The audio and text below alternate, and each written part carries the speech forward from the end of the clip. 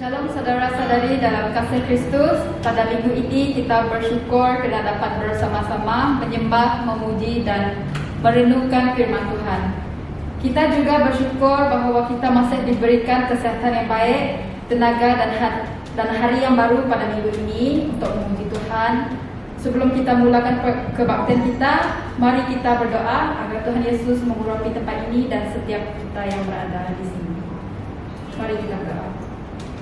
Bapa kami yang berada di surga, kami bersyukur kerana pada saat ini kami masih sehat dan selamat di dalam perlindungan Engkau. Semoga curahan Roh Kudus-Mu terjadi di tempat ini supaya dapat menyentuh setiap jemaah-jemaah yang menghadiri kebaktian ini, ya Tuhan. Terima kasih ya Tuhan atas kebaikan dan kasih-Mu terhadap kami. Kami berdoa agar setiap pelayanan kami, baik daripada segi lagu, pujian dan penyembahan dan juga khotbah yang disampaikan, dapat menyentuh setiap yang mendengarnya. Kami serahkan kebaktian kami pada petang ini di dalam tangan Engkau. Di dalam nama Tuhan Yesus kami berdoa. Amen. Sekarang mari kita bersama-sama membacakan panggilan berbakti secara bersahutan yang diambil daripada buku Efesus bab 6 ayat 1 hingga 4. Kita membaca secara bersahutan. Saya membaca ayat ayat ganjil dan kamu akan membaca ayat genap. Hai anak-anak, taatilah orang tuamu di dalam Tuhan, karena haruslah demikian. Hormatilah ayahmu dan ibumu. Ini adalah satu perintah yang penting, seperti yang nyata dalam Tuhan, supaya kamu berbahagia dan panjang umurmu di bumi. Dan kamu Bapa, jangan membangkitkan amarah di dalam hati anak-anakmu, tapi didiklah mereka di dalam ajaran dan syariat Tuhan. Sebelum kita memulakan pujian penyembahan, saya bertanya Tuhan, terima kasih atas dan Kau yang telah buka dalam misi yang saya terserah ini Yesus.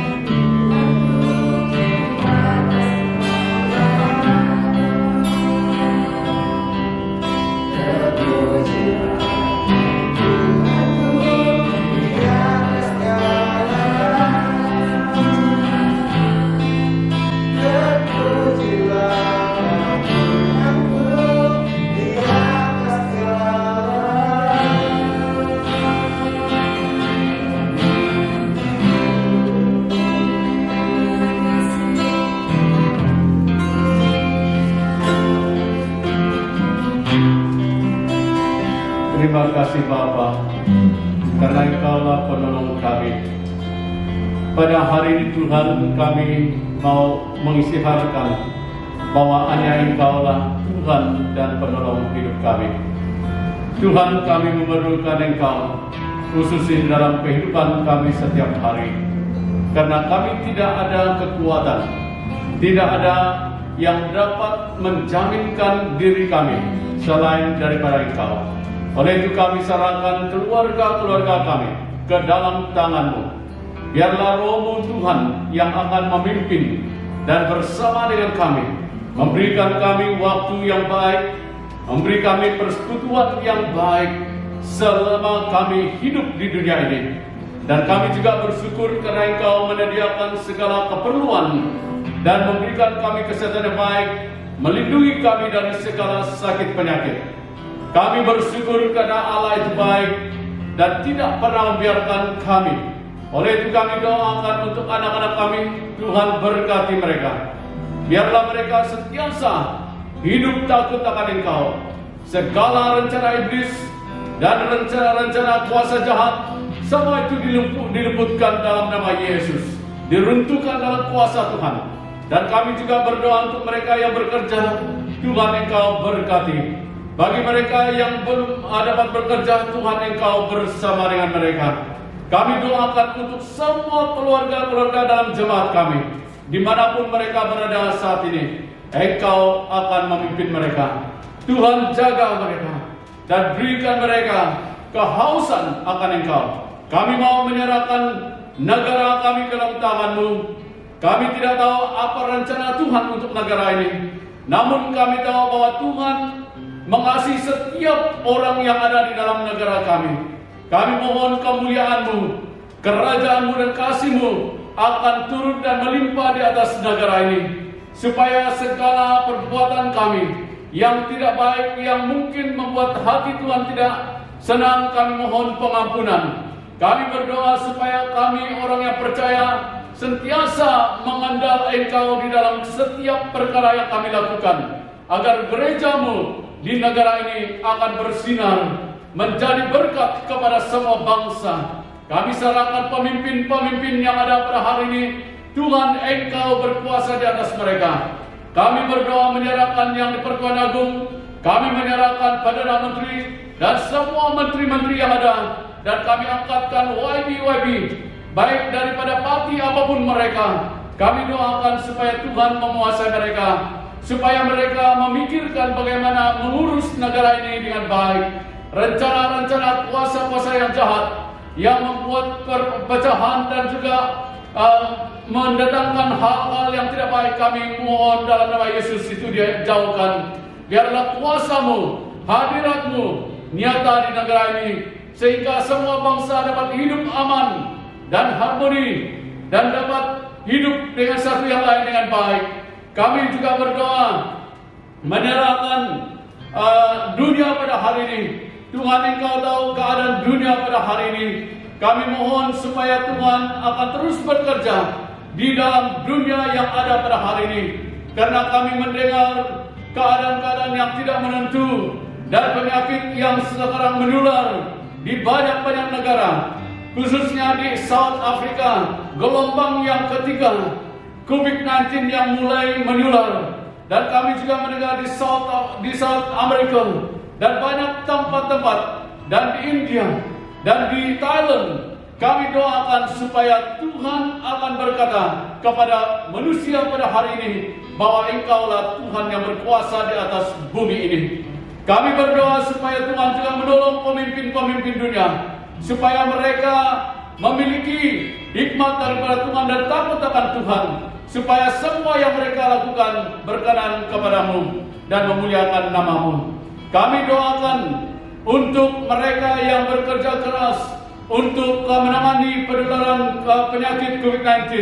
Tuhan Engkau berbicara kepada mereka, katakan kepada mereka bahwa mereka perlukan Engkau, supaya mereka ada hikmat, kebijaksanaan dalam menyelesaikan dan melakukan perkara-perkara yang ada. Kami doakan dan serahkan dunia pada hari ini, baik secara perpaduan maupun secara ekonomi dan keadaan alam semesta yang berubah. Kami serahkan semua dalam tangan Tuhan. Kami yakin bahwa Tuhan ingin berkata kepada semua orang, sehingga semua orang akan mendengar suara-Mu dan diselamatkan. Kami serahkan kebaktian kami pada petang ini ke dalam tangan Tuhan. Pimpin kami sertai kami Tuhan. Kami rindu mendengar suara-Mu, dan kami rindu disentuh oleh Roh-Mu. Di dalam Engkau kami tenang. Di dalam Engkau kami melihat harapan yang pasti. Dan inilah doa kami dalam nama Allah Bapa, Allah Anak, dan Allah Roh Kudus kami berdoa. Amin. Mari kita menyebut doa Bapa bersama-sama. Ya Bapa kami yang berada di surga, Engkau Allah yang Esa. Semoga Engkau disembah dan dihormati. Engkaulah Raja kami. Semoga Engkau memerintah di bumi dan seperti di surga kehendak-Mu ditaati. Berikanlah kami makanan yang kami perlukan pada hari ini. Ampunkanlah kesalahan kami, seperti kami mengampuni orang yang bersalah terhadap kami. Jangan biarkan kami kehilangan iman ketika dicobai, tapi selamatkanlah kami dari kuasa si jahat. Engkaulah Raja yang berkuasa dan mulia untuk selama-lamanya. Amin. Dipersilakan duduk. Dan untuk berita gereja kita pada hari ini, bagi semua jemaat di gereja City Mall, kita memaklumkan bahwa PKP dilanjutkan untuk 2 minggu. Oleh itu, kebaktian secara jasmani tidak dapat diteruskan. Maka saudara dan saudari boleh melayang ke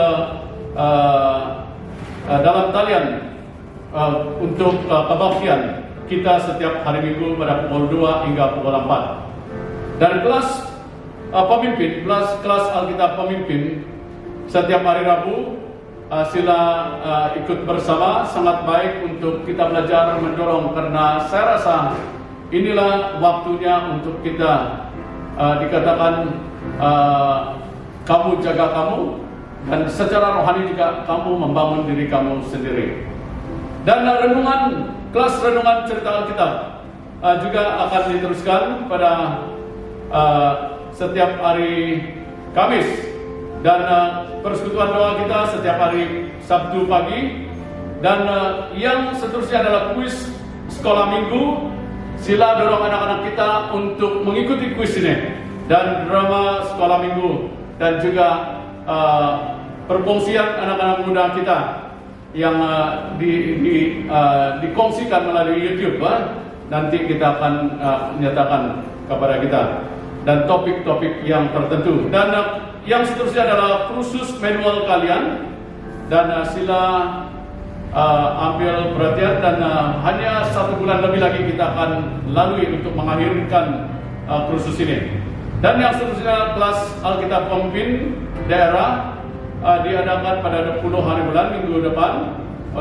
Karena ada hal tertentu, maka dia diundur tariknya. Dan yang seterusnya adalah Langham study group, yaitu ini juga sangat bagus, peluang kita untuk belajar bersama-sama. Dan untuk digital mission team ini tidak dapat, sudah expired, sudah tutup, dan peserta juga sudah melebihi yang diharapkan. Dan yang kedua adalah forum kerja misi dan pengembalaan. Sila daftar diri, ini sangat baik untuk kita. Hanya pada 3 dan 4 hari bulan, dan kita boleh ikut ini forum.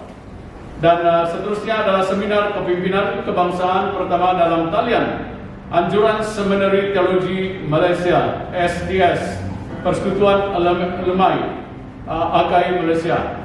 Dan kalau Anda mau, ini 1 bulan kursus, sangat baik sebenarnya, dan untuk membantu kita. Dan jadwal untuk minggu depan seperti yang tertera di dalam screen, sila ambil perhatian.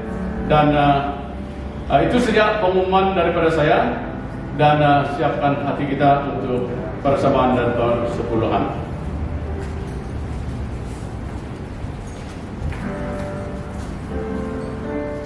Sekarang mari kita berdoa sebelum kita memberi persembahan kepada Tuhan.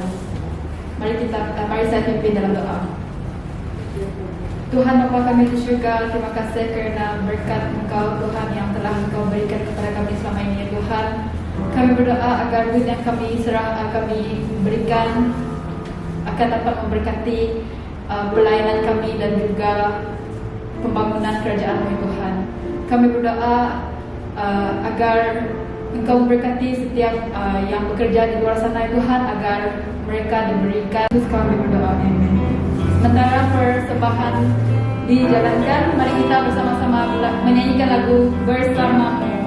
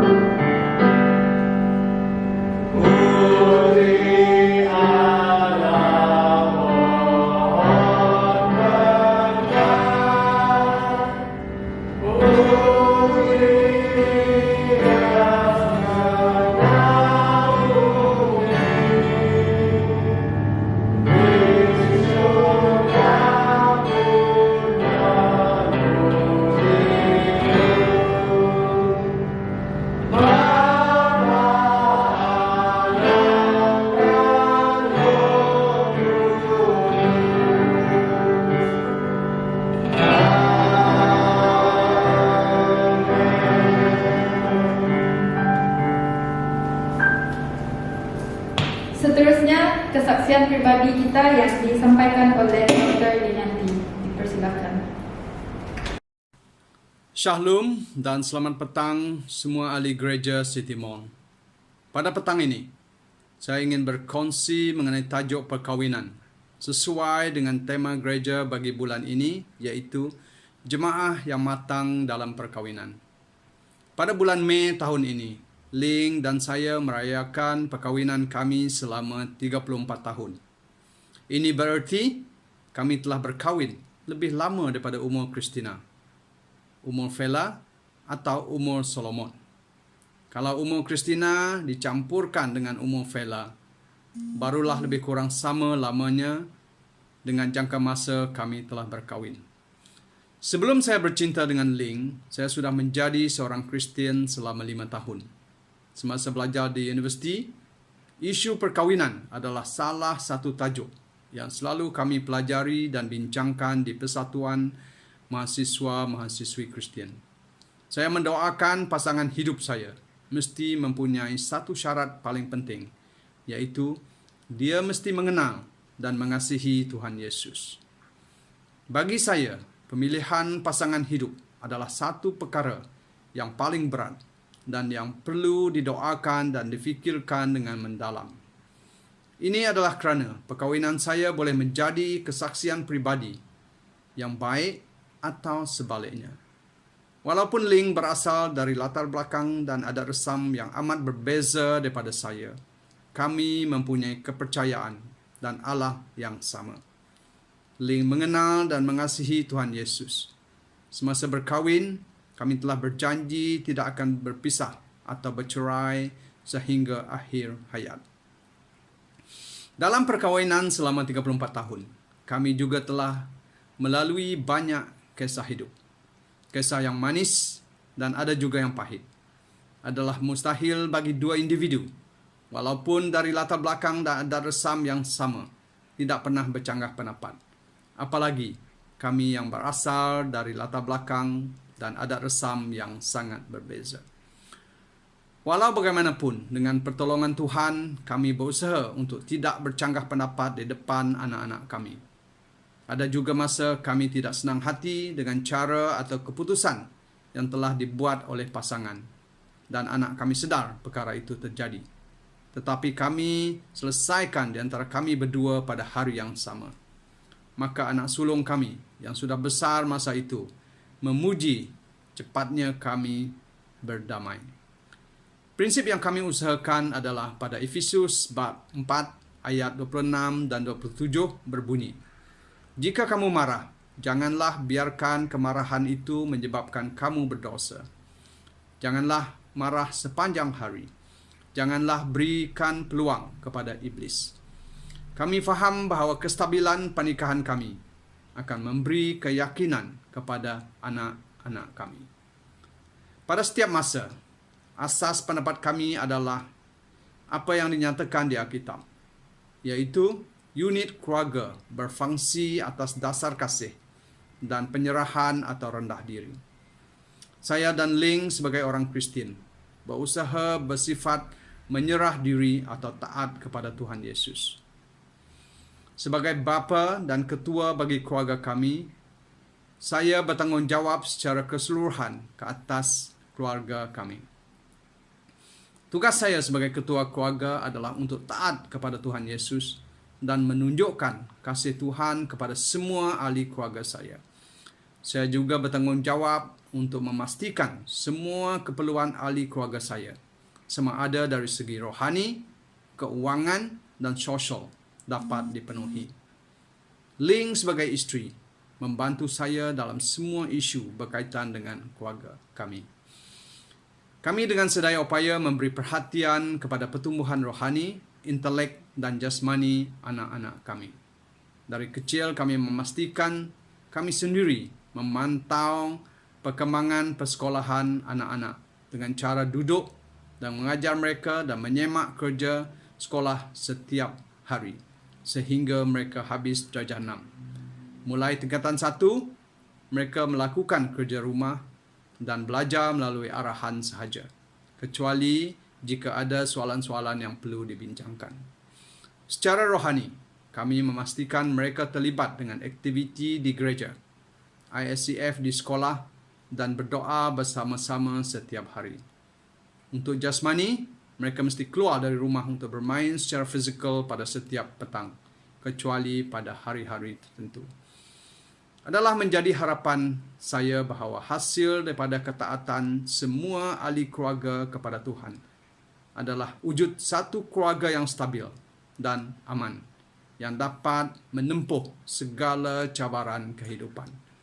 Juga adalah diharapkan bahawa ahli keluarga kami dapat meninggalkan rumah kepada dunia luar yang belum percaya kepada Tuhan Yesus dan menjadi saksi kepada rahmat penyelamatan Tuhan Yesus. Doa saya untuk semua keluarga gereja City Mall adalah untuk kita sebagai seorang Kristian melindungi keluarga kita daripada falsafah dunia ini yang mencuri berkat Tuhan daripada orang yang percaya kepada Tuhan Yesus. Biarlah Tuhan Yesus menjadi ketua bagi setiap keluarga kita dan setiap ahli keluarga kita taat kepada Dia dan hidup mengikut firman Tuhan. Sekian, semoga Tuhan memberkati kita semua. Seterusnya, marilah kita bersama-sama beribadah, mendengar dan bertindak kepada firman Tuhan. yang diambil daripada buku Kejadian bab 1 ayat 26 hingga ke 28 yang bertajuk Seperti Bapa, Seperti Anak. Ayat ke-26. Kemudian Allah berfirman, sekarang kita akan mencipta manusia yang akan menjadi seperti kita dan menyerupai kita. Mereka akan menguasai semua ikan, burung serta binatang lain, binatang jinak dan binatang liar yang besar maupun yang kecil. Ayat 27. Demikianlah Allah menciptakan manusia dan menjadikan mereka seperti dirinya sendiri. Dia menciptakan mereka lelaki dan perempuan. Ayat 28. Kemudian dia memberkati mereka dan berfirman, hendaklah kamu mempunyai anak cucu yang banyak, supaya keturunan kamu menduduki seluruh muka bumi dan menguasainya. Hendaklah kamu menguasai semua ikan, burung dan binatang liar. Inilah firman Tuhan.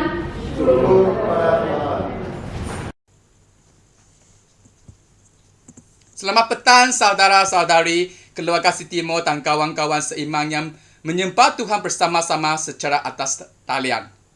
Hari Bapa jatuh pada minggu ketiga setiap Jun dan kita akan menyambut hari ini minggu depan, iaitu pada 20 Jun.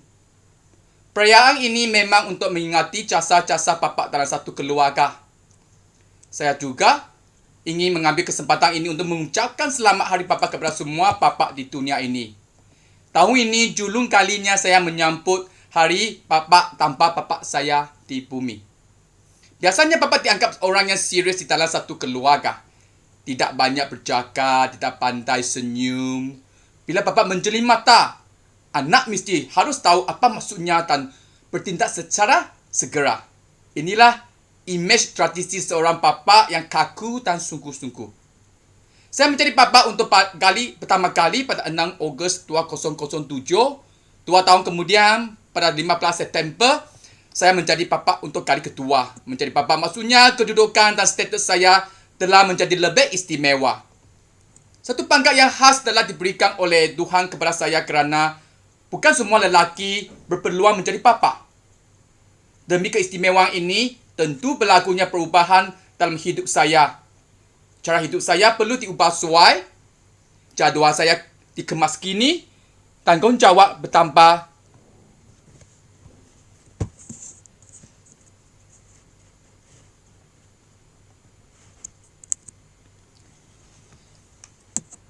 Hari ini mari kita merenung lebih mendalam firman Tuhan dalam Kejadian 1:26 sampai 28 yang berbunyi, mari kita baca bersama-sama. 1, 2, 3. Kemudian Allah berfirman, sekarang kita akan mencipta manusia yang akan menjadi seperti kita dan menyerupai kita. Mereka akan menguasai semua ikan, burung serta binatang lain, binatang jinak dan binatang liar yang besar maupun yang kecil. Demikianlah Allah mencipta manusia dan menjadikan mereka seperti dirinya sendiri. Dia menciptakan mereka lelaki dan perempuan. Kemudian dia memberkati mereka dan berfirman, hendaklah kamu mempunyai anak cucu yang banyak supaya keturunan kamu menduduki seluruh muka bumi dan menguasainya. Hendaklah kamu menguasai semua ikan, burung dan binatang liar. Seorang lelaki yang kahwin tak semestinya seorang bapa. Seorang anak lelaki tak semestinya sudah kahwin. Tetapi seorang bapa mestilah anak kepada bapaknya. Suami kepada istrinya, kepala kepada keluarganya. Dalam Kejadian 1:26 sampai 28 yang kita baru baca menegaskan beberapa peranan ini. Seorang bapa. Adam dicipta oleh Tuhan sebagai anak yang pertama di bumi kepada Tuhan Bapa kita di syurga. Kemudian mencipta perempuan menjadi Adam seorang suami. Dan seterusnya Tuhan menjanjikan anak cucu yang banyak kepada Adam dan Adam naik pangkat menjadi seorang bapa. Adam juga diarahkan oleh Tuhan menjadi kepala di dalam keluarga untuk menguasai semua ikan, burung dan binatang liar. Tercatat dalam ayat 28. Tetapi semua peranan ini adalah seperti Tuhan kita di syurga. Kerana kita dicipta oleh Tuhan, kita dan menyerupai Dia sendiri. Yang paling ketara saya belajar daripada bapa saya di bumi ialah tekun bekerja, bertanggungjawab kepada keluarga sendiri. Bapa saya rajin menghantar surat khabar dari awal pagi sampai malam. Dia tidak pernah lalaikan tugasnya sebagai seorang bapa. Tak pernah saya berasa lapar, tak pernah saya tidur ditimpa hujan, tak pernah saya sakit tanpa diberi ubat dan sebagainya. Semasa saya menjaga bapa saya yang sakit, saya mengucap terima kasih segala dia buat untuk saya. Ketekunan dan ketaatan dalam kerja akan saya ingat untuk seumur hidup saya. Dia berikan terbaik kepada saya juga ingin berikan yang terbaik kepada dia sebelum dia pergi, iaitu mengenalkan Yesus dalam hidupnya. Walaupun dia marah saya, tetapi Roh Kudus membakar tidak menghindari saya terus berkongsi kebaikan Tuhan kepada bapa saya yang sakit. Sehingga dia menerima Yesus dan mengadakan doa taubat dengan satu total Kristian yang datang kepada bapa saya 1 minggu sebelum dia meninggal dunia. Yang seorang menanam, yang lain menuai, yang dikatakan dalam Yohanes 4:37. Haleluya. Saya tahu bapa saya sekarang berada di pangkuan Yesus. Apa? Kita akan jumpa lagi di syurga.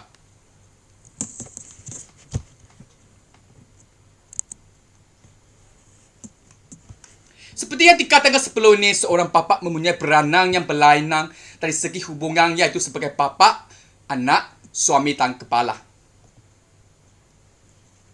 Kita menyerupai Tuhan Bapa kita di syurga bukan sekadar dari segi fisikal, tetapi juga kelakuan, perangai dan ciri-ciri. Maka like father like son, kalau diterjemahkan menjadi seperti bapa, seperti anak.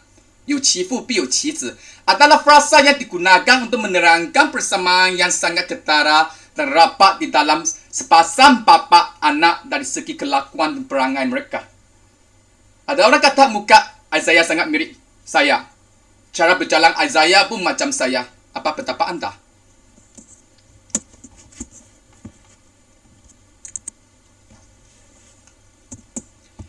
Dari segi fungsi, bapa diberikan kuasa melakukan semua ini, terutamanya untuk anak-anaknya. Fungsi bapa di bumi adalah menyerupai ciri-ciri Tuhan bapa kita di syurga.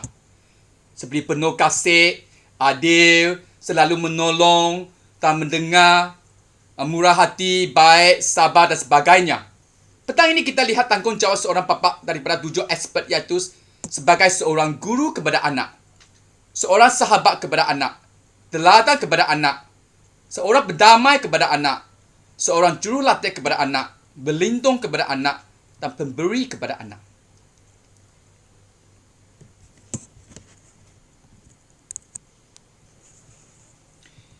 Guru. Bapa adalah guru seumur hidup kepada anak-anaknya. Saya berdoa saya adalah guru yang bijaksana kepada Isabel dan Isaiah. Pada saat anak saya menjadi semakin besar, saya menjadi semakin bimbang tentang mereka. Dalam hati saya, mereka sentiasa diangkat sebagai seorang budak yang tidak pernah menjadi besar. Sentiasa saya membebel di hadapan mereka, mengajar mereka hidup yang sejati. Tetapi satu kenyataan tentang anak-anak kita ialah mereka akan meninggalkan kita pada suatu hari. Kita tidak mungkin bersama dengan mereka untuk 24/7 atau selama-lamanya. Dengan itu saya sentiasa berhasrat jangan saya sekadar meninggalkan kekayaan sahaja kepada anak-anak saya. Tetapi ajari mereka mengikut cara hidup yang betul, iaitu mengikut Tuhan Yesus. Ini bermaksud anak-anak saya telah mewarisi sesuatu yang paling berharga dalam hidup mereka. Amsal 22:6, ajarilah anak cara hidup yang betul, maka sampai tua pun dia akan hidup demikian. Saya akan mengambil setiap kesempatan untuk mengajar mereka semenjak dari kecil. Dalam kereta kah, kolam mandi kah, bilik tidur gereja, mana-mana sahaja. Atau semasa makan, bermain, memantu dan sebelum tidur, bila-bila sahaja. Saya bersyukur kerana saya berupaya menjadi guru kepada Isabel dan Isaiah. Guru dalam kerja rumah, kerja sekolah. Saya memberi tuition kepada mereka, tunjuk cara bagaimana belajar untuk mata pelajaran tertentu. Guru dalam kerja rumah, bagaimana cuci pinggan mangkok. Guru dalam Alkitab berkesempatan menerangkan rancangan Tuhan Yesus datang ke dunia untuk menyelamatkan kita. Guru memasak, bagaimana menggoreng telur, panaskan kuali, simpan minyak yang cukup, biar minyak cukup panas, masuk telur yang dikacau dan goreng sampai masak. Guru menanam, sentiasa menyiram air, membaca bila kacang masak dan memungkut. Guru seumur hidup untuk Isaiah dan Isabel. Mengajar mereka untuk rendah diri, rajin bekerja, sentiasa menolong dan memberi kalau mampu, tapi juga menjadi pengurus kewangan yang bijak dan sebagainya. Saya mengerti sebagai bapa, saya akan menjadi guru mereka sehingga saat saya berjumpa dengan Tuhan Yesus. Untuk saya sendiri, satu pengajar yang paling berharga saya belajar daripada bapa saya ialah tekun bekerja seperti yang dikatakan sebelum ini.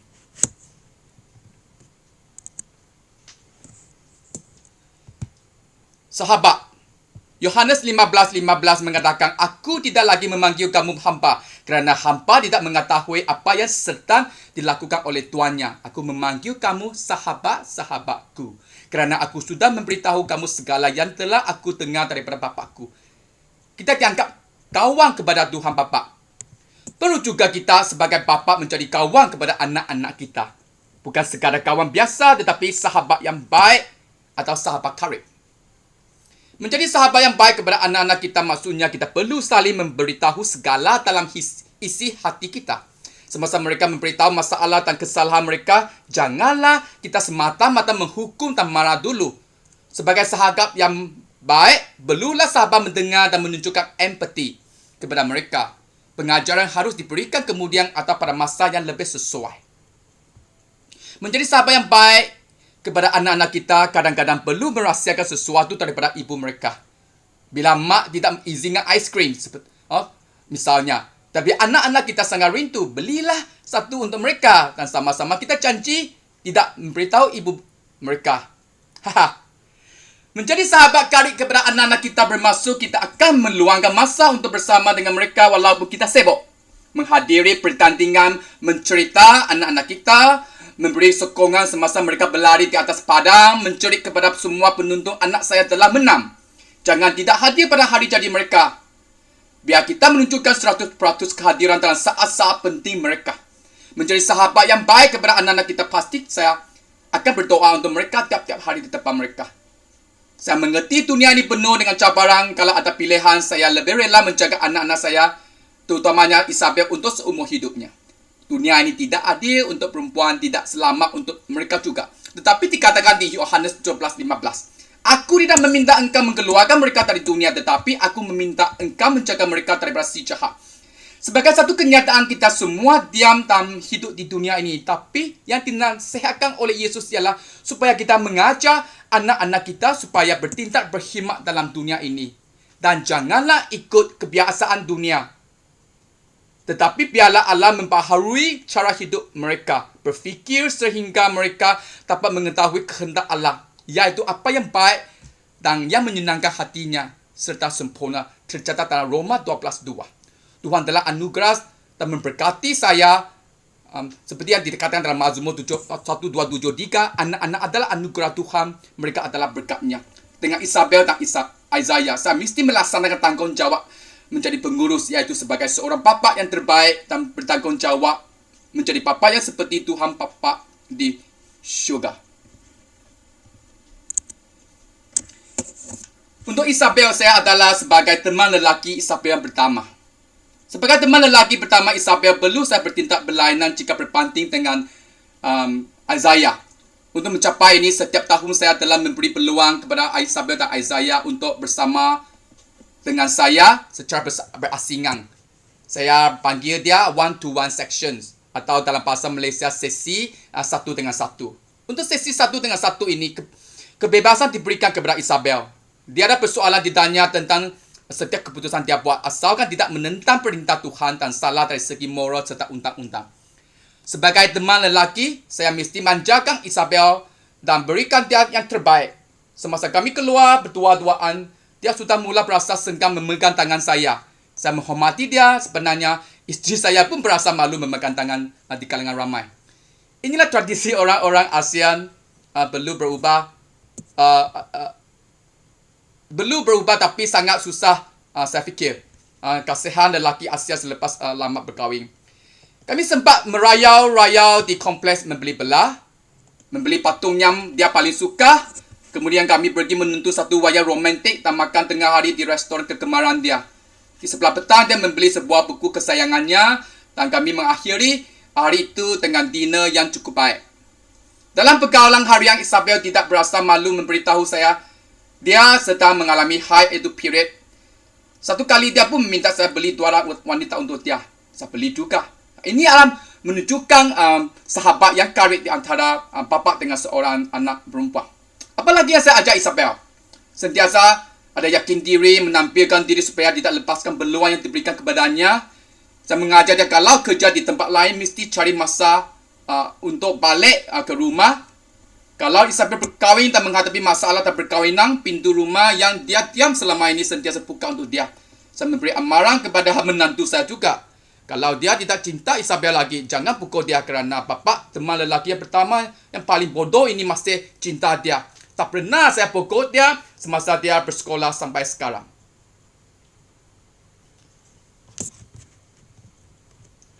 Untuk Azaya pula, cara mendidik Azaya adalah berbeza daripada Isabel kerana cantina yang berlainan dan juga sifat perangai yang berlainan. Sesi satu dengan satu yang diberikan kepada Azaya boleh saya memerhatikan perangai dan kegemaran masing-masing. Pada sebelah pagi, Azaya mau saya bermain badminton dengan dia. Dia cakap dia mesti boleh mengalahkan saya kali ini. Kerana Azaya telah mengikuti latihan badminton di bawah jagaan satu jurulatih yang hantar untuk masa yang panjang. Dia sangat berhasrat untuk mengalahkan saya. Teknik dia bagus tetapi dia tidak cukup kuat. Saya masih menang. Dia bermuka masam dan tidak bermain lagi. Untuk kali terakhir, saya berpura-pura sangat letih dan kalah kepada dia dan dia sangat gembira. Senyum kelihatan. Saya lebih faham Azaya mempunyai ego yang tinggi. Inilah perangai seorang lelaki yang umum. Inginkan kemenangan, tidak mau mengaku kalah. Kami pergi makan aiskrim bersama-sama. Satu padang aiskrim kongsi di antara bapa dan anak. Seperti kawan yang karib. Kami menikmati aiskrim sehingga yang terakhir, iaitu last bite. Sangat nyaman. Kemudian saya pegang tangan Azaya. Pada masa itu dia masih kecil. Dan beli alat permainan kegemaran Azaya. Kami akhiri pergaulan kami dengan KFC sebagai makan malam. Satu hari yang cukup untuk kami ingatkan. Semasa bergaul dengan satu, saya berpeluang mendidik Azaya. Antaranya, dia mesti menjadi lelaki yang bertanggungjawab, bekerja keras dan bersungguh-sungguh, kuat bersenam, badan mesti kuat dan sehat untuk menjaga keluarganya, mesti pandai dalam sekolah. Sebagai sahabat kepada Isabel dan Azaya, saya memberi kebebasan kepada Isabel dan Azaya untuk membuat perkara kegemaran mereka dengan nasihat dan bantuan yang minimum dan memberi sokongan yang sepenuhnya.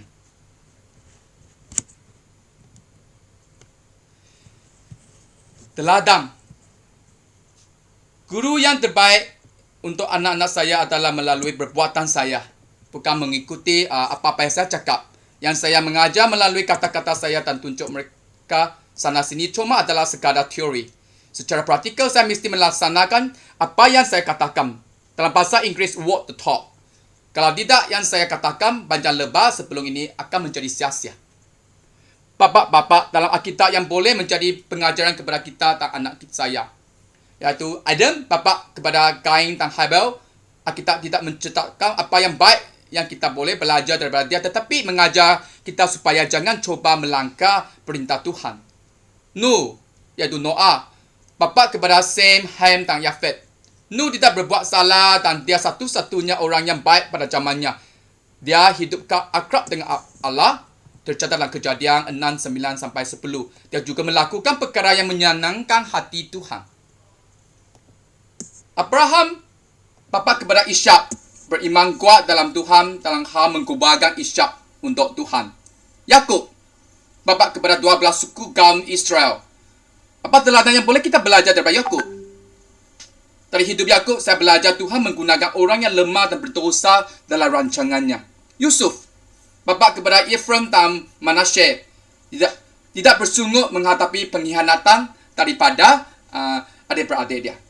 Rasul Paulus bukan bapa, tetapi satu contoh yang cukup baik untuk para bapa. Dia sentiasa menyuruh gereja-gereja mengikut teladan dia. Sabar dalam penganiayaan, juga mengikut langkah-langkah murid-muridnya Timotius dan Titus. Filipi 3:17 mengatakan, saudara-saudaraku, ikutlah teladanku. Kami sudah memberikan teladan baik kepada kamu. Oleh itu, perhatikanlah orang yang mengikut teladan kami itu. Juga dalam Filipi 4:9, lakukanlah apa yang telah kamu pelajari dan terima daripadaku, baik kata-kata maupun perbuatanku. Allah yang mengurniai kita kesejahteraan akan menyertai kamu. Kita lemah. Yesus teramat sempurna banyak kekecewaan bila kita gagal mengikut teladan Yesus. Oleh itu, selain Yesus, juga pentingnya untuk kita mempunyai seorang teladan hidup yang menjadi panduan hidup kita pada saat kita membuat sesuatu keputusan. Tapi janganlah kita memperidolakan teladan itu sehingga kita mengabaikan Yesus dalam kehidupan kita. Baru-baru ini kita menemui beberapa tokoh Kristian yang terkenal mempunyai skandal seks dan juga ada yang meninggalkan iman mereka. Terlalu mengikut emosi kita untuk tokoh-tokoh ini akan menggoyangkan iman kita dalam Yesus semasa mereka jatuh. Tuhan telah mencipta bapa di dunia seperti Tuhan dan menyerupai Tuhan. Kerap kali kita juga menaruhkan sesuatu harapan atau expectation terhadap anak-anak kita. Kalau saya ingin anak saya menjadi seorang yang rendah diri, rendah hati, saya sendiri mesti rendah hati. Jangan sentiasa berdebat dalam perselisihan biar saya diperlakukan tidak adil dan dirugikan. Dalam 1 Korintus 6:7. Kalau kamu ingin anak kamu bukan seorang peminum, perokok, berjudi, biar kita jangan minum, merokok dan berjudi. Kalau saya ingin anak saya tidak ketekut dan memberi, biar saya sentiasa memberi kepada mereka yang perlu. Semasa saya memberikan tugas kepada anak-anak saya, kerap kali mereka tangguhkan. Satu cara untuk menyelesaikannya ialah saya mesti buat sendiri dulu dan buat bersama dengan mereka. Lepas itu mereka tidak akan bersungut. Misalnya, kalau saya ingin mendisiplinkan Isabel dan Isaiah mencuci pinggan mangkok, tanpa disuruh saya akan mencuci pinggan mangkok untuk beberapa hari dulu. Lepas itu, saya akan mengajak mereka tolong mencuci. Kalau mereka terus pergi cuci, haleluya. Tapi seringkali mereka menangguhkan. Pada masa itu, saya akan mengajak mereka mencuci bersama-sama dengan saya. Saya akan mencuci, mereka akan membilas. Inilah berkesan. Bapa-bapa, apa pendapat kamu? Kamu relakah? Saya juga inginkan anak-anak saya melayaninya dengan setia. Itulah saya suka membawa Isabel dan Isaiah bersama dengan saya untuk melayani di mana-mana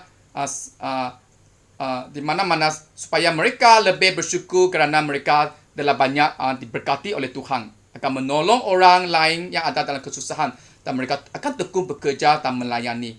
Saya percaya semua ini akan terjadi pada suatu hari kerana saya sudah memberikan teladan saya. Sebagai seorang berdamai, jangan memprovokasi atau mencabar anak sehingga mereka sangat marah. Efesus 6:4. Hai bapa-bapa, janganlah berlakukan anak-anak kamu sedemikian rupa sehingga mereka menjadi marah. Sebaliknya, didiklah mereka dengan ajaran dan nasihat Tuhan. Kolose 3:21 juga mengatakan, hai ibu bapa, janganlah sakit hati anak-anak supaya mereka tidak menjadi tawar hati. Untuk ini saya masih belajar kerap kali susah untuk bersabar dan tidak menengking kepada anak-anak yang sangat degil dan tidak mengikut arahan. Sentiasa mengenal pastikan kebolehan mereka bukan semata-mata melihat kelemahan mereka sahaja. Kadang-kadang saya suka bergurau dengan anak-anak saya, tapi bukan semua orang biasa dengan ini. Mungkin gurauan saya adalah meningkatkan kemarahan mereka. Saya faham dan berhenti dan tidak sengaja memprovokasi mereka. Saya juga sentiasa menjadi pendamai di dalam keluarga semasa menemui perselisihan di antara adik-beradik atau dengan emak mereka.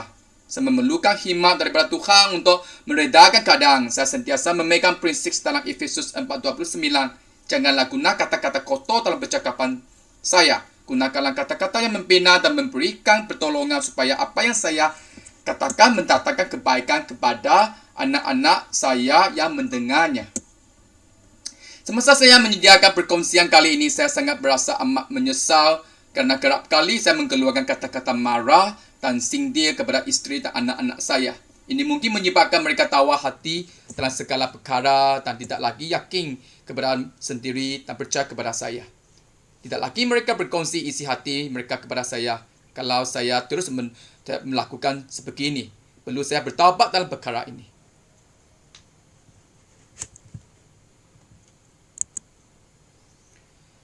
Jurulatih. Jurulatih dalam translasi bahasa Inggeris, disiplin dan bahasa Cina, guanjiao, lebih menegaskan maksud yang sebenarnya seorang bapa untuk mendisiplin, mengajar semasa mereka membuat salah. Itulah dalam Alkitab Peritapan menggunakan perkataan hukum kerana ajar dan tidak mungkin tidak sekadar hukum. Sebagai seorang jurulatih, bapa sebagai jurulatih, tidaklah saya memanjakan anak, tetapi mendisiplin dan menghukum anak bila mereka melakukan kesalahan, walaupun kesalahan yang kecil. Walaupun mendidik, menasihat dan mengajar adalah penting, tetapi mendisiplin dan menghukum adalah sangat penting supaya saya mengingatkan kesalahan dia dan tidak mengulangi lagi. Ingatlah bapa kita di syurga adalah Allah yang penuh kasih dan pada masa yang sama dia juga Allah yang adil. Semasa mendisiplin dan menghukum, kerap kali hati saya sangat sakit kerana mereka terpaksa melalui kesakitan dan penderitaan. Tetapi jika saya tidak mendisiplin mereka tetapi membiarkan mereka akan mengulangi kesalahan yang sama dan memberikan banyak kesan buruk kepada masyarakat di masa depan. Kadang-kadang anak saya juga membenci saya kerana menghukum mereka. Kerap saya berbalas sebegini, kerana kamu anak-anak saya bertanggungjawab untuk mendisiplin kamu. Saya tidak dapat mendisiplin anak-anak orang lain kerana mereka bukan anak saya. Mereka juga mempunyai bapa sendiri yang akan mendisiplin mereka. Seperti yang dikatakan dalam ayat yang seterusnya, Ibrani 12:8. Tetapi jika kamu tidak diajari sedangkan orang lain menerima pengajaran, maka kamu ialah anak haram dan bukanlah anak yang sah. Sebagai bapa yang mendisiplinkan anak-anak, kita mesti tegas dalam pelaksanaannya. Semasa Isabel dan Isaiah masih muda, kalau ada sesuatu yang perlu, kan mereka bertindak segera, saya akan kira 1, 2, dan 3. Kalau masih tidak bertindak, hukuman akan diberikan. Saya jarang memukul mereka, takut saya terlalu marah dan membunuh mereka. Saya menyekat kebebasan mereka, seperti tidak menonton TV 1 minggu, dikunci luar bakar untuk 2 jam, tidak makan malam, dan seterusnya. Saya tegas untuk beberapa kali yang pertama, dan seterusnya mereka akan menjadi lebih taat dan bertindak segera semasa saya kira 1, 2, dan 3.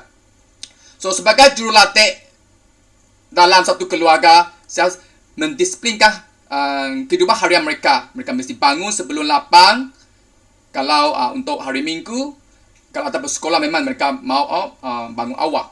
Tidak telefon semasa dalam kereta, semasa makan. Tiada telefon semasa berjalan.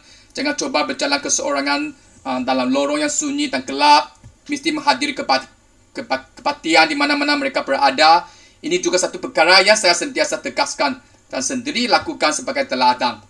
Semasa saya melancong, saya mesti cari gereja sesuai untuk saya menghadiri kepatian minggu.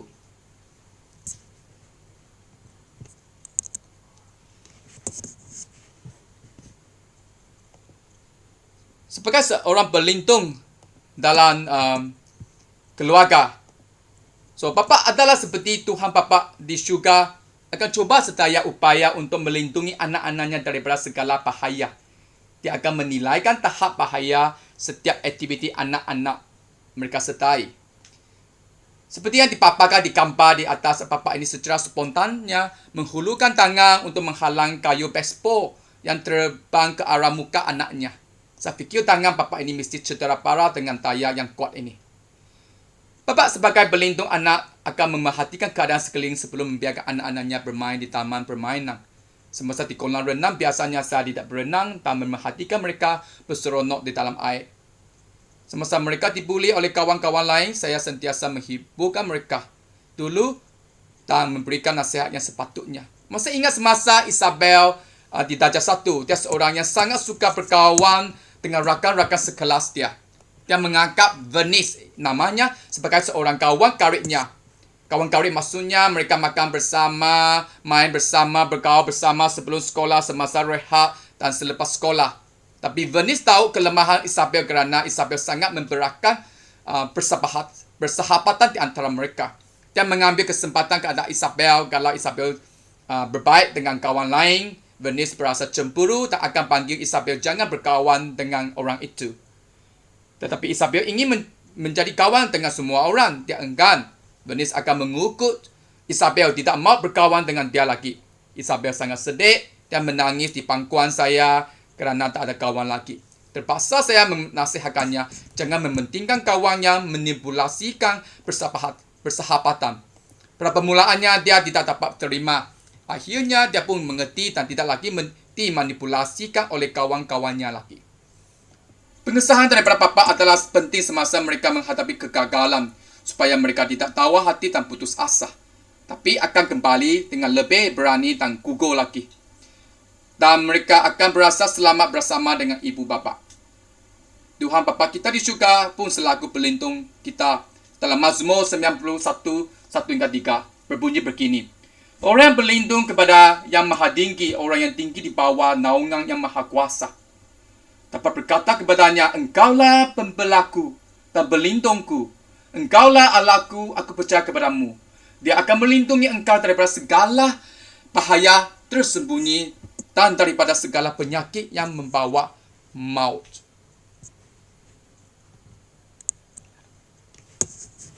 Memberi. Sebagai bapa, saya harus rajin memberi untuk memuaskan kehendak anak-anak saya. Saya perlu memberikan wang, masa, tenaga dan ilmu pengetahuan untuk kebaikan anak-anak saya. Bapa mesti menapiskan sumber yang ada untuk keluarga dan anak-anak. Jangan memuaskan kehendak sendiri sahaja. Gunakanlah karunia rohani dan berbakat yang Tuhan bagi untuk saya membawa kebaikan kepada keluarga dan anak-anak. Saya selaku tukang masak keluarga sentiasa menyediakan makanan yang paling enak untuk keluarga saya. Banyak makanan enak hanya boleh didapati di kedai 987. Saya gemar bermain badminton. Saya meluangkan masa dan membawa bersama Isaiah bermain badminton. Kadang-kadang bawa kawan-kawannya bersama-sama juga. Saya bantai dalam matematik juga, mata pelajaran yang kegemaran saya. Itulah saya sentiasa tawar diri untuk memberi tuition kepada Isabel dan Isaiah dalam matematik. Kerana Isabel dan Isaiah berasa kagum dengan saya dan mak dia kerana kami tahu banyak hal. Saya juga sentiasa mengajar mereka untuk memberi kepada mereka yang memerlukan.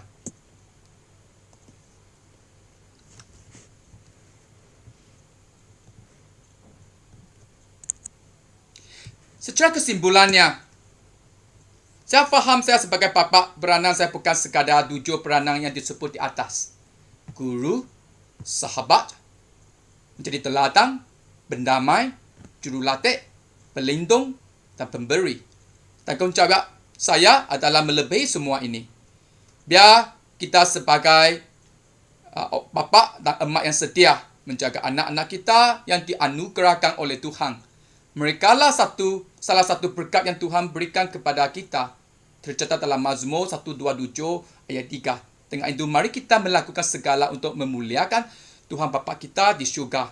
Biar anak kita mewarisi perbuatan baik kita dan mengagungkan sebagai seorang bapa seperti Tuhan Bapa di syurga. Sekian.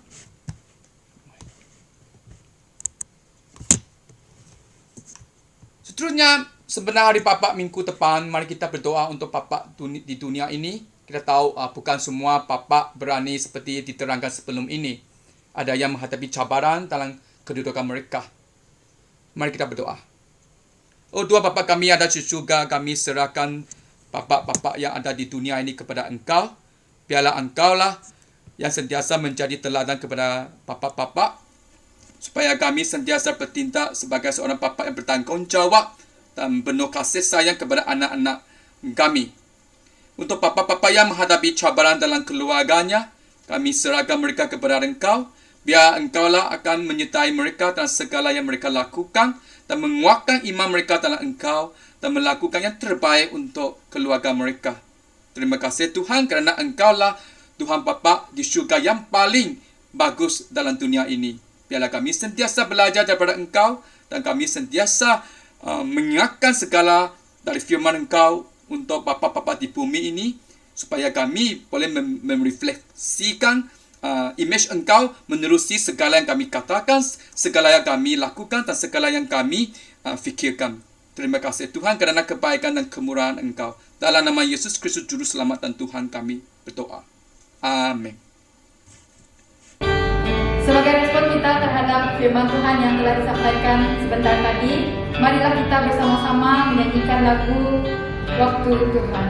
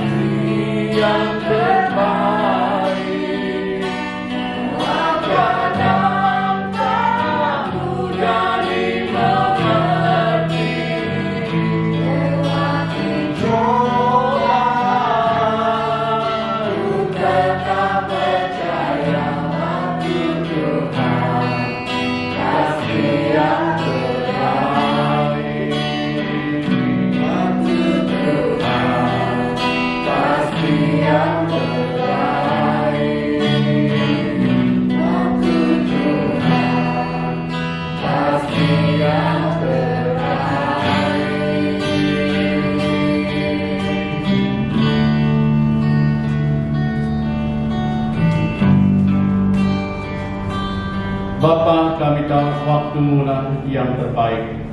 Biarlah Engkau memimpin dan menyertai kami di dalam segala yang kami lakukan, khususnya pada minggu depan. Biarlah Roh-Mu akan menguatkan dan membimbing kami. Darah-Mu akan membungkusi kami, melindungi kami, sehingga kami sentiasa di dalam perjalanan dan bimbingan-Mu setiap hari. Dalam nama Yesus kami berdoa dan mengucap syukur dan menyerahkan semua ini. Amen.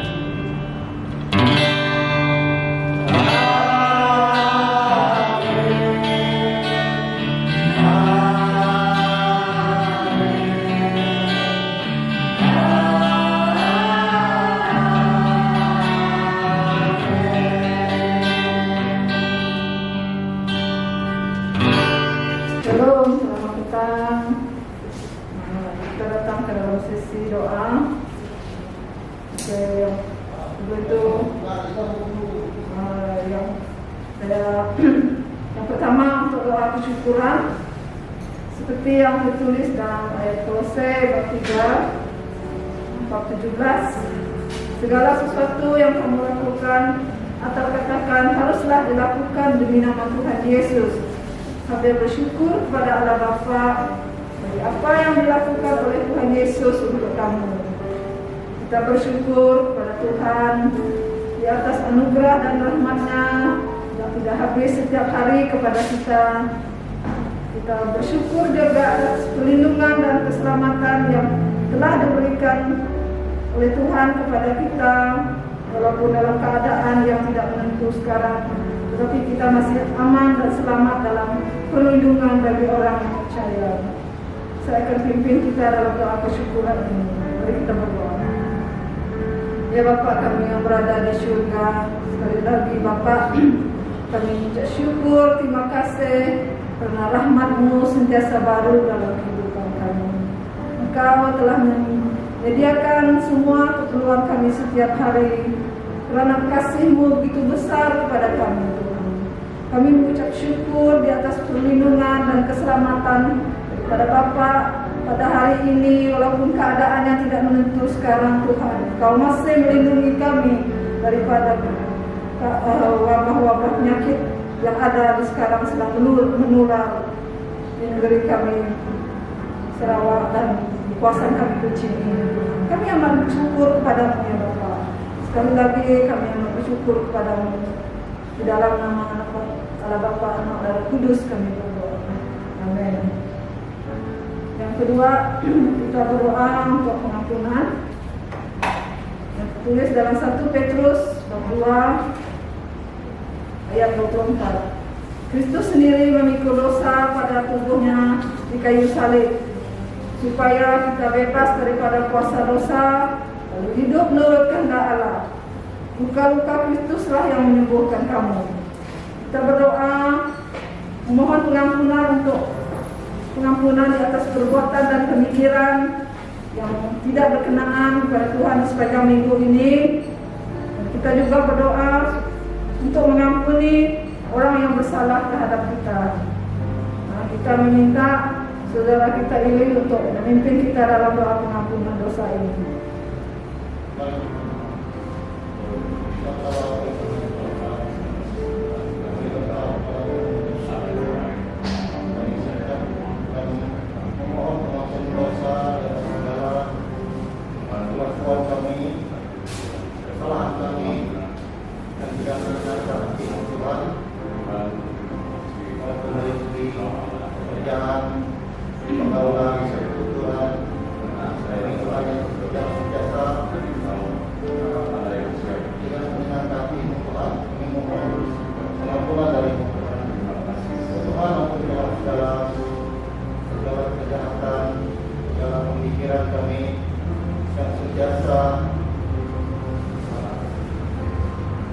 Tidak baik, kami mohon Tuhan memberi kami kekuatan supaya kami terus kuat berdiri di dalam kebenaran Tuhan.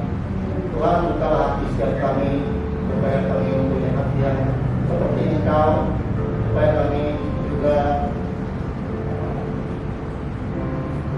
mulai mengampuni setiap kesalahan orang terhadap kami. Kami mohon kepada Tuhan agar Tuhan terus memberi kami tumbukan hati yang datang dari Tuhan. Tuhan, kami serahkan juga doa yang dilakukan Tuhan di doa kami. Amin. Yang ketiga, kita berdoa untuk pemimpin dan jemaat gereja dan City Mall. Seperti yang tertulis dalam ayat Kolose 2 ayat 7. Hendaklah kamu berakar umbi di dalam Dia. Benalah hidup kamu dengan Kristus sebagai asasnya. Hendaklah kamu semakin percaya kepada Kristus seperti yang sudah diajarkan kepada kamu. Hendaklah hati kamu penuh kesyukuran. Kita berdoa untuk para gembala gereja kita, yaitu Benu dan Pastor Patrick, supaya diberi kebijaksanaan dan kekuatan untuk memimpin kita di gereja City Mall ini. Saya berdoa agar mereka diberi ide-ide yang baru untuk memimpin dan memberi kita pelajaran yang baru kepada kita. Dan kita berdoa untuk jemaah agar mereka mengikuti kebaktian secara online dan kelas Alkitab secara online ini yang telah diadakan setiap minggu di gereja kita City Mall ini. Ketiga, kita berdoa supaya jemaah mengutamakan Tuhan dalam kehidupan, terutamanya dalam keadaan yang tidak menentu sekarang. Kita melihat sekitar kita keadaan yang tidak bagus. Supaya jemaah memfokuskan kehidupan mereka kepada Tuhan. Kita meminta adik kita Christina untuk pimpin doa ini. Tuhan, kami datang kepadamu, harapan serta memimpin mereka kami ke dalam tahun Tuhan, khususnya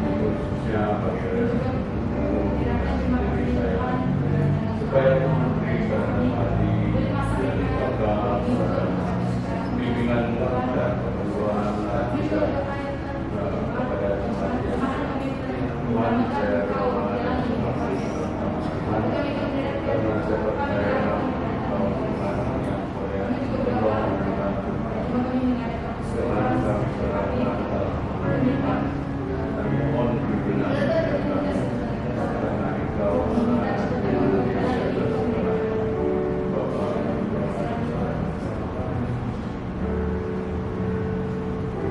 Amin. Yang keempat, kita berdoa untuk negara dan negeri kita Sarawak.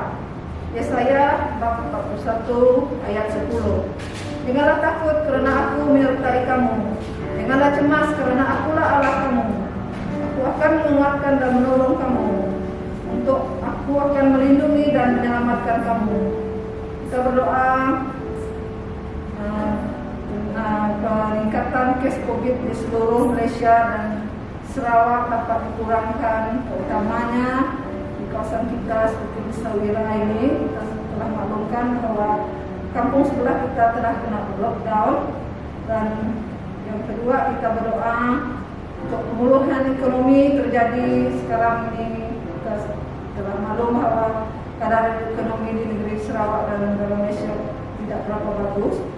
Dan yang ketiga, kita berdoa supaya ahli politik kita lebih amanah, jujur dan memimpin dan mentadbir negara Malaysia dan Sarawak ini. Yang keempat, kita berdoa agar keprihatinan kerajaan terhadap masalah rakyat akibat PKP, ada yang tidak bekerja, ada yang kehilangan pekerja. Kita meminta adik kita Vela untuk memimpin kita dalam doa ini. Mari kita berdoa. Ya Tuhan, Bapa kami di surga, Engkau Maha Tahu dan Engkau melihat apa yang telah terjadi di dalam keadaan kami sekarang, ya Tuhan, di negara kami Malaysia dan negeri kami Sarawak. Kami berdoa untuk kes COVID yang semakin meningkat di seluruh Malaysia dan Sarawak. Kami berdoa, ya Tuhan, dapat dikurangkan dengan masyarakat yang disiplin, ya Tuhan, dan tidak degil, ya Tuhan, agar mereka sentiasa mematuhi SOP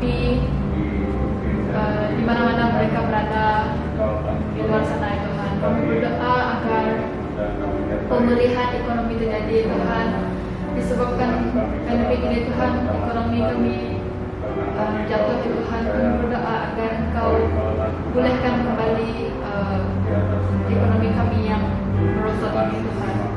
Kami berdoa agar ahli-ahli politik di negara kami agar mereka lebih amanah, ya Tuhan, jujur dalam memimpin dan mentadbir negara kami, ya Tuhan.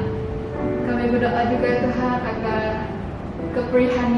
keprihatinan kerajaan terhadap masyarakat dan masalah-masalah kami di sini, ya Tuhan, semasa PKP apatah lagi dipanjangkan lagi, ya Tuhan. Kami berdoa agar yang tidak berkemampuan, ya Tuhan, mereka akan dapat ditolong, ya Tuhan. Kami berdoa, ya Tuhan, dan serahkan semua ini dan di dalam nama Yesus kami berdoa. Amin. Terima kita berdoa untuk dunia. 2 Tawarikh bab 7 ayat 14. Tapi jika mereka berdoa kepadaku lalu bertaubat dan berhenti melakukan perbuatan jahat, maka dari surga aku akan mendengarkan mereka dan mengampunkan dosa mereka serta menjadikan negeri mereka makmur semula. Kita berdoa peningkatan dan kematian, penularan COVID di seluruh dunia, terutamanya di India akan dikurangi supaya mereka yang terkena akibat penularan COVID ini mereka akan mencari Yesus dalam kehidupan mereka. Kita berdoa juga agar krisis di antara Israel dan Palestina dapat dikawal dan terjadinya keamanan di antara kedua-dua negara ini. Kita berdoa untuk kekuatan dan keteguhan iman bagi orang Kristen yang teraniaya di seluruh dunia yang memberitakan Injil. Kita meminta adik kita Solomon untuk memimpin kita doa ini.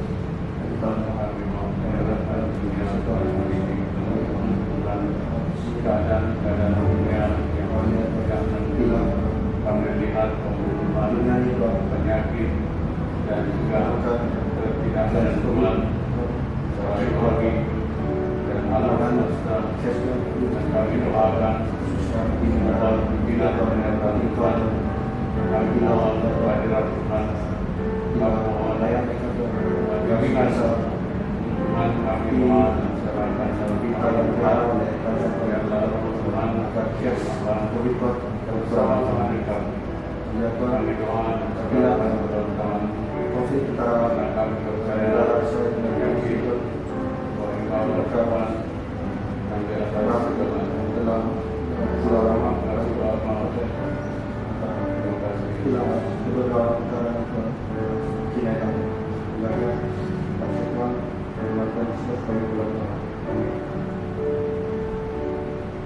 Amin. Yang keenam, kita berdoa untuk diri sendiri. 1 Korintus 7 ayat 17. Hendaklah masing-masing hidup menurut pimpinan Tuhan seperti yang sudah ditentukan Tuhan baginya semasa Allah memanggil dia. Inilah peraturan yang aku ajarkan kepada jemaah. Kita berdoa supaya kita persekutuan secara pribadi dengan Tuhan. Kita matang dalam berdoa dalam keadaan seperti ini adalah satu doa menjadi satu senjata bagi kita. Dan yang ketiga, kita meluangkan masa untuk membaca dan merenungkan Alkitab secara pribadi kita dan lebih fokus dan mengutamakan Tuhan dalam kehidupan kita seharian. Apa yang kita lakukan adalah Tuhan yang kita utama dalam kehidupan kita seharian. Dan meminta adik kita Greg untuk pimpin doa ini. Untuk diri sendiri, kita berdoa untuk diri sendiri.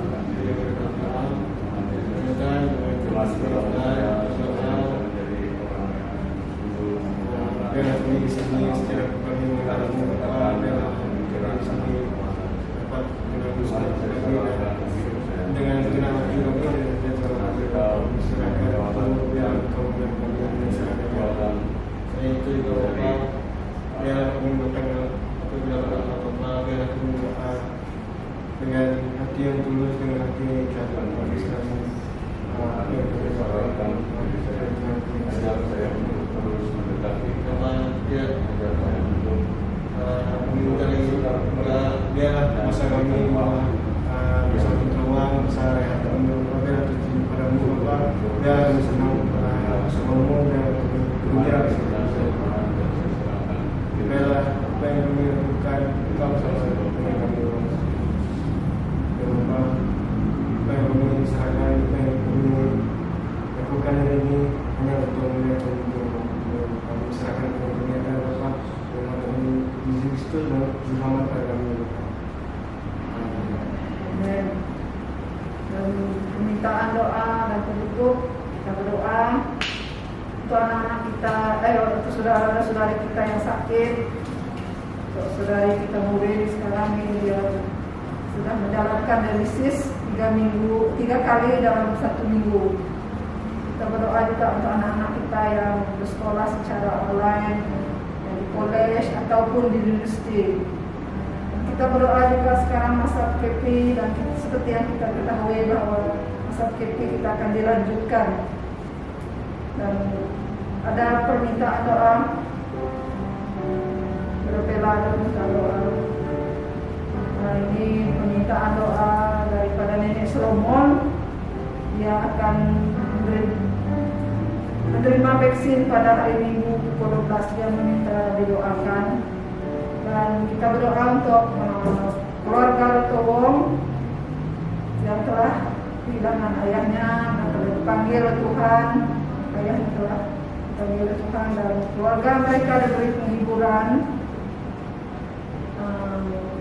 Ada lagi permintaan lain. Kalau tidak ada, kita minta pastor untuk penutupan doa kita pada hari ini. Tuhan, kami datang kepadamu dan menyerahkan setiap mereka yang tidak sehat. Kami mohon belas kasihan-Mu di atas diri mereka, sehingga mereka akan terus mendekati Engkau di dalam keadaan yang sukar dan sulit ini, di mana mereka memerlukan obat-obat, bahkan memerlukan perawatan lanjutan setiap hari, khususnya bagi saudari kami Maureen. Tuhan, Engkau menolong dia supaya dia akan menemui Engkau secara pribadi dalam kehidupannya. Sewaktu dia mendapat dialisis ataupun pergi ke tempat dialisis, Tuhan berkata kepada dia dan dia menemui Engkau di dalam kehidupannya, karena bukan senang untuk melalui proses dialisis tiap-tiap minggu.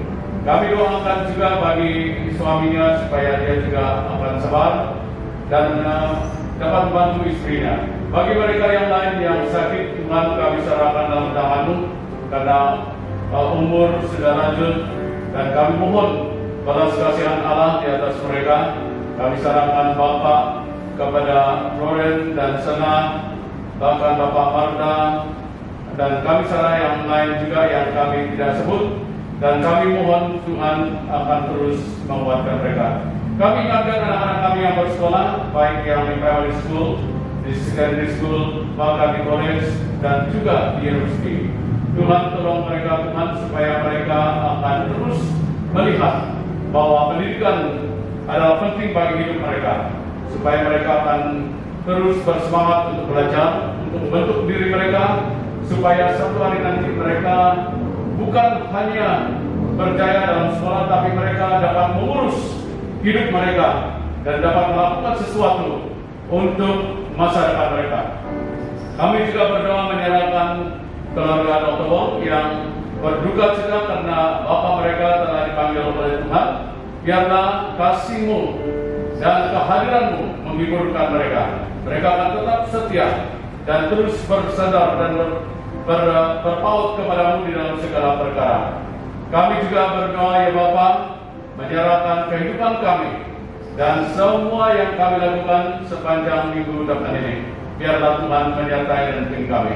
Terima kasih Tuhan, dalam nama Allah Bapa, Anak, dan Allah Roh Kudus berdoa. Amin. Amin.